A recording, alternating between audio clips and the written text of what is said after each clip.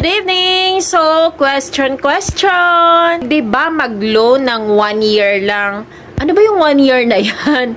Kung meron kang 1 year na contribution or 1 year na payment sa loan, o hindi ko lang ma-sure. Hindi ko lang alam kung ano yung 1 year na tinutukoy mo. Pero, kung ang tinutukoy mo ay 1 year na contribution na meron ka at pwede ka bang mag-loan, syempre hindi. Kasi, remember guys, kapag first time tayong mag-loan sa Pag-ibig Fund, dapat meron tayong 24 months of contribution or 2 years. Alright?